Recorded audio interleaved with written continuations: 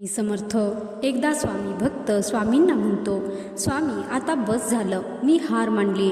इतकी वर्ष प्रामाणिकपणे वागलो, कष्ट केले, पण पदरात फक्त अपयश आले. स्वामी त्याला म्हणतात, तू हार मानली आहेस ती तुझ्यामध्ये असलेल्या अहंकाराने. भक्त म्हणतो, अहंकार? मी तर रडतोय, यात अहंकार कुठे आला? स्वामी म्हणतात, तू म्हणतोयस मी केलं, मी वागलो म्हणून यशही मलाच मिळायला हवं होतं.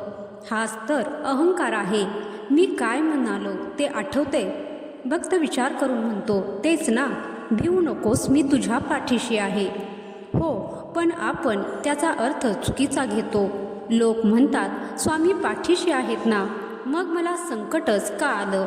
पण या वाक्याचा अर्थ असा आहे की संकट येईल, वादळ येईल, पण त्यात तुला वाहून जाऊ न देण्याची जबाबदारी माझी आहे. भक्त स्वामींना म्हणतो, पण मग माझ्या कष्टाचं काय? मला जे हवं होतं ते का मिळालं नाही? स्वामी म्हणतात की मी यापूर्वीच तुला आणि तुझ्यासारख्या अनेक भक्तांना सांगितलं आहे की तुझे आहे ते तुला मिळाल्याशिवाय राहणार नाही, आणि जे तुझे नाही ते तू कितीही प्रयत्न केले तरी तुला पचणार नाही. कदाचित तू ज्या गोष्टीसाठी रडतोयस त्यापेक्षा खूप मोठं काहीतरी त्यांनी तुझ्यासाठी राखून ठेवलं असेल. भक्त स्वामींना म्हणतो, स्वामी म्हणजे मी आता काहीच करू नये, फक्त नशिबावर सोडून द्यावं? अजिबात नाही. आळशी माणसाचा मी पाठीराखा नाही. मी काय म्हटलं होतं ते विसरलास बहुतेक. ऐक, आधी प्रपंच करावा नेटका, मग घ्यावे नाम विठ्ठलाचे. तुझा प्रपंच, तुझे कष्ट तू करत राहा, पण त्या कष्टाच्या फळाची काळजी त्यांना करू दे.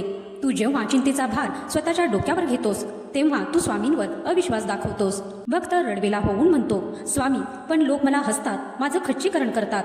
स्वामी भक्ताला म्हणतात, लोकांचं काय? लोक काय म्हणतील याचा विचार जो करतो तो कधीच ईश्वराचा होऊ शकत नाही. लोकांकडे बघण्यापेक्षा तू माझ्याकडे बघ. जे अशक्य आहे ते शक्य करण्याची ताकद फक्त नामात आहे.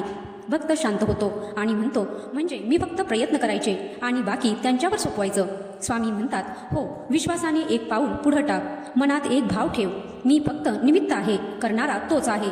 ज्या दिवशी तुझी चिंता सपेल आणि चिंतन सुरू होईल त्या दिवशी समज की स्वामींनी तुझा हात धरलाय. भक्त म्हणतो, स्वामी आता मला समजले की भिवू नकोस, मी तुझ्या पाठीशी आहे हे फक्त वाक्य नाही, तर ती माझ्यासाठी ढाल आहे. तर मंडळी, या संवादातून आपल्याला एकच कळते की आपण न डगमगता आपले प्रयत्न केले पाहिजेत आणि स्वामींवर विश्वास ठेवून येणाऱ्या संकटांना न घाबरता लढत राहिले पाहिजे. जय श्री स्वामी समर्थ.